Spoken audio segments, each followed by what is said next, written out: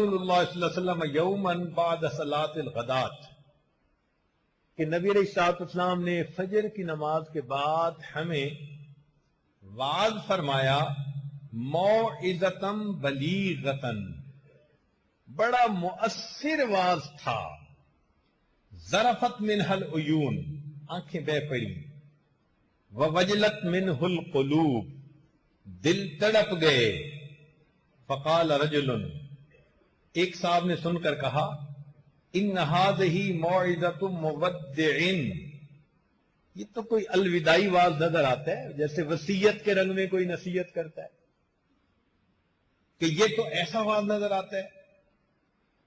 فبما تعهد الینا یا رسول اللہ صلی اللہ علیہ وسلم، صحابہ رضی اللہ تعالیٰ عنہ نبی علیہ الصلوۃ والسلام کی باتوں کو سن کر اس قدر رویا کرتے تھے۔ تو نبی علیہ الصلوۃ والسلام نے اس وقت ایک بات کہی، فرمایا اوصیکم بتقوی اللہ، میں تمہیں تقوی کی وصیت کرتا ہوں، والسمع والطاعہ، اور سنو اور عمل کرو،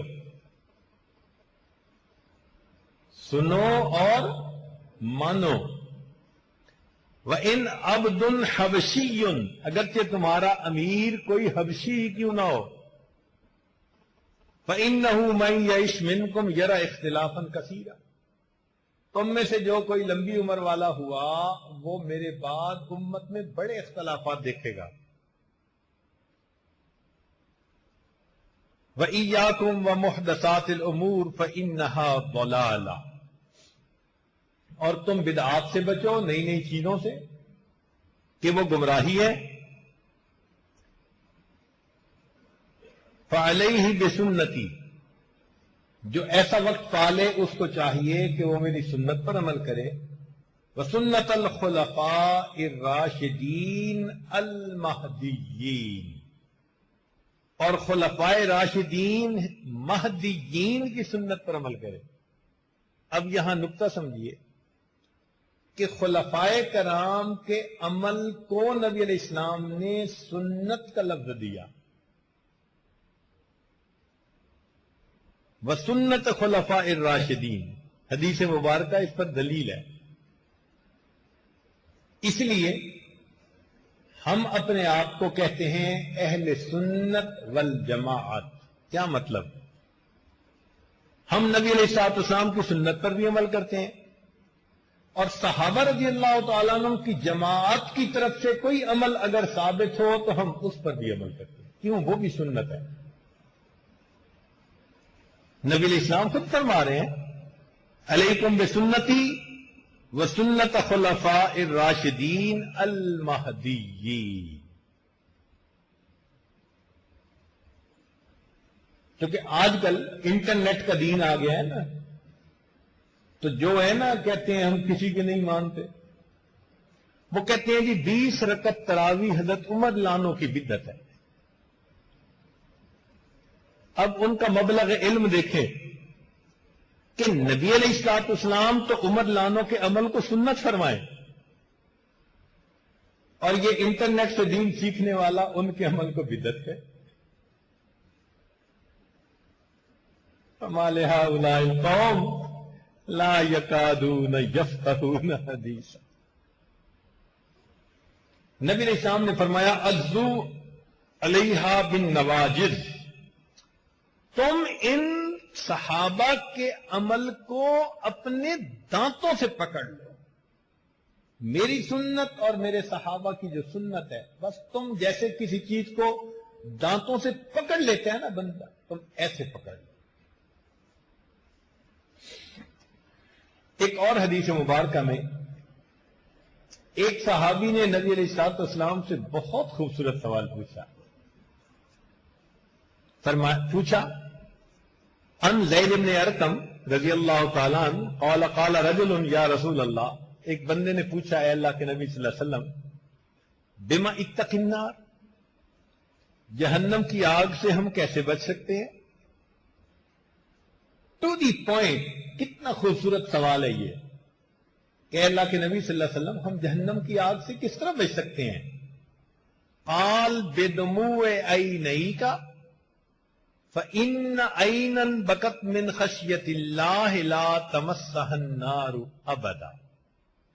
نبی علیہ السلام نے فرمایا اپنی آنکھ سے نکلے ہوئے آنسو کے بدلے جو آنکھ سے آنسو نکلتا ہے جہنم کی آگ اس آنکھ کو ٹچ نہیں کر سکتی۔ کتنی وضاحت اور صراحت کے ساتھ بتایا گیا۔ آج اگر ہماری آنکھوں کے چشمے خشک ہیں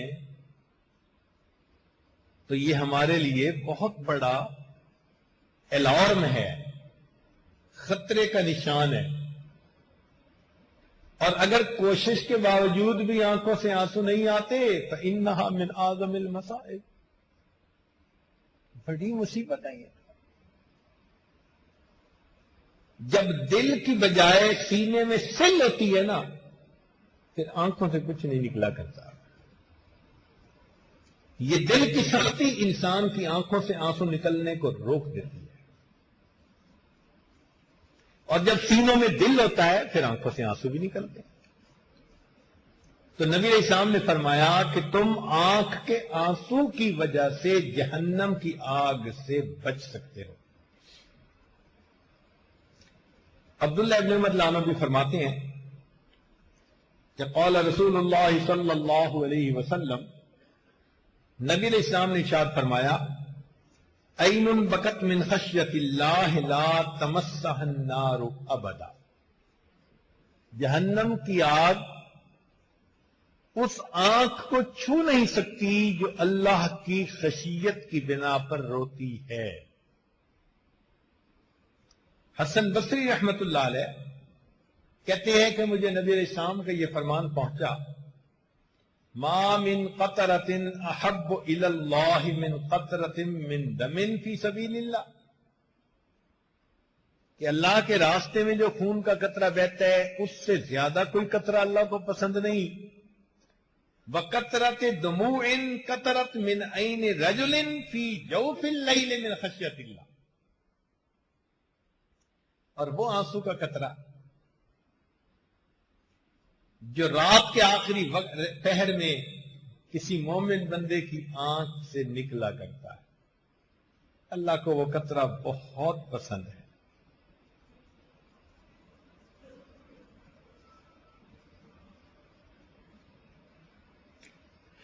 حضرت نذر رضی اللہ تعالیٰ عنہ ایک صحابی ہیں، وہ فرماتے ہیں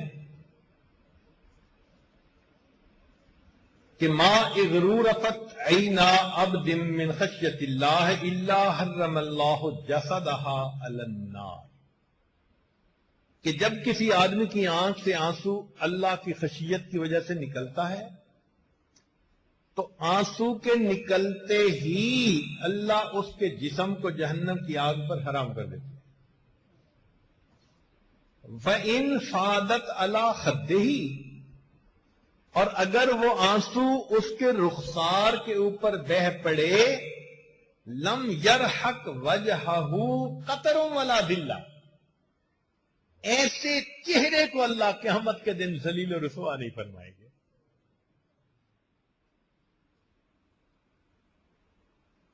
وَلَوْ أَنَّ عَبْدًا بَقَى مِنْ أُمَّةٍ مِنَ الْأُمَمِ، یہاں امت کا مطلب بڑی جماعت، اور اگر کسی بڑی جماعت میں بھی کوئی ایک بندہ روتا ہے لَأَنْجَى اللَّهُ بِبُكَاءِ ذَلِكَ الْعَبْدِ تِلْكَ الْأُمَّةَ مِنَ النَّارِ، اس ایک بندے کے رونے کی وجہ سے اللہ پوری جماعت سے جہنم کی آگ کو حرام فرما دے۔ یا اللہ، سبحان اللہ، کتنے قدردان ہے کہ اگر پوری جماعت میں ایک بندہ ایسا روتا ہے تو اللہ فرماتے ہیں کہ اس ایک کی برکت سے پاس بیٹھنے والے بھی محروم نہیں رہتے۔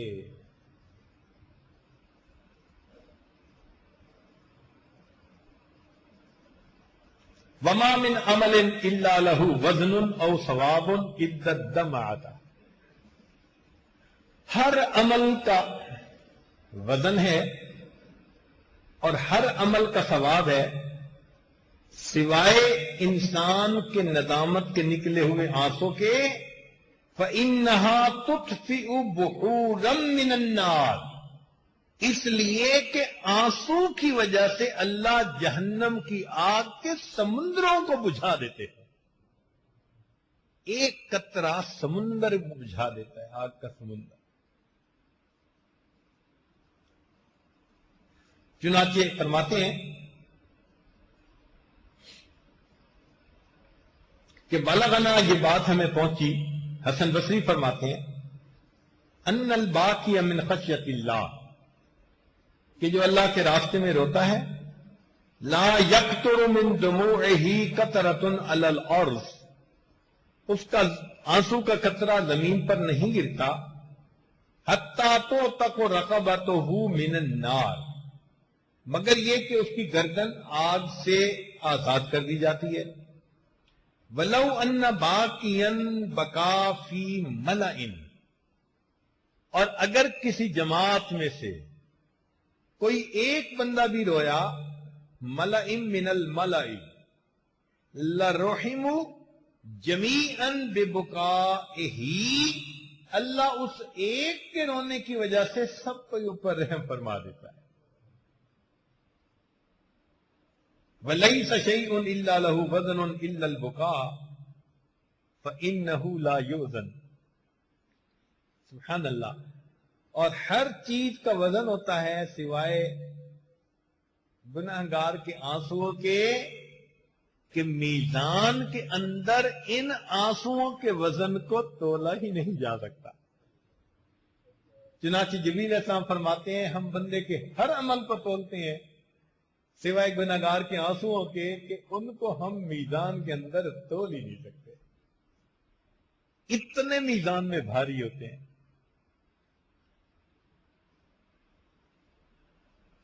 ان عمر رضی اللہ تعالیٰ عنہ فرماتے ہیں کہ خرج النبی صلی اللہ علیہ وسلم ذات یوم من المسجد، ایک دن نبی علیہ الصلوۃ والسلام اپنے گھر سے مسجد میں تشریف لائے. فَإِذَا قَوْمٌ يَتَحَدَّثُونَ وَيَضْحَكُونَ، کچھ لوگ بیٹھے ہوئے تھے، باتیں کر رہے تھے اور ہنس رہے تھے. فَوَقَفَ وَسَلَّمَ عَلَيْهِمْ، نبی علیہ السلام وہاں کھڑے ہو گئے اور آپ صلی اللہ علیہ وسلم نے ان کو سلام کیا.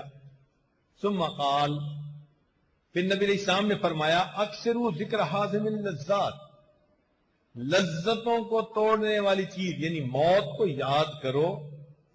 ثم خرج بعد ذلك مرة اخرى، پھر ایک اور دن بھی ایسا ہی ہوا کہ دوبارہ جب آپ اپنے گھر سے تشریف لائے فَإِذَا قَوْمٌ يَضْحَكُونَ، پھر ایک گروپ بیٹھا ہوا تھا، باتیں کر رہے تھے، ہنس رہے تھے. فقال، نبی علیہ السلام نے فرمایا اما، خبردار، والذی نفسی بیدہ، قسم کھا کر فرماتے ہیں اس ذات کی قسم جس کے قبضہ میں میری جان ہے، لو تعلمون ما اعلم لضحکتم قلیلا ولبکیتم کثیرا، اگر تم وہ جان لیتے جو میں جانتا ہوں تم زیادہ روتے، تھوڑا ہنستے. پھر نبی علیہ الصلوۃ والسلام نے آگے بھی بات بتائی. فرمایا ولما اراد الخضر ان یفارق موسیٰ، جب خضر علیہ الصلوۃ والسلام نے موسیٰ علیہ الصلوۃ والسلام سے جدا ہونے کا فیصلہ کر لیا، تو موسیٰ علیہ الصلوۃ والسلام نے کہا اذنی، مجھے کوئی وصیت کر دیجئے، نصیحت کر دیجئے. قال یا موسیٰ، خضر علیہ السلام نے فرمایا ایاک واللجاجہ، تم جھگڑے سے بچو، ولا تمش بغیر حاجہ، بغیر حاجت کے مت چلو، ولا تضحک من غیر عجب، تعجب کے بغیر مت ہنسو. کوئی بہت ہی تعجب کی بات ہو کہ بے اختیار ہنسی آئے تو الگ بات ہے. ولا تعیر الخطائین بخطایاہم، اور تم خطا کاروں اور گناہگاروں کو آر نہ دلاؤ کہ تم نے تو یہ کرتوت کیا اور یہ کام کیا. وب کے علا خطیئتی، اور اپنے گناہوں پر روئیے۔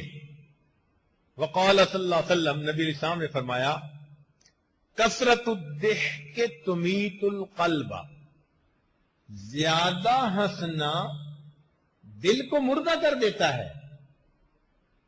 وقال صلی اللہ علیہ وسلم، پھر نبی علیہ السلام نے ایک عجیب بات کہی، بہت غور کرنے کے قابل ہے۔ فرمایا من ضاحک لشبابہ بکا لحرمہ، جو اپنی جوانی پہ ہنسے گا اس کو اپنے بڑھاپے پہ رونا پڑے گا۔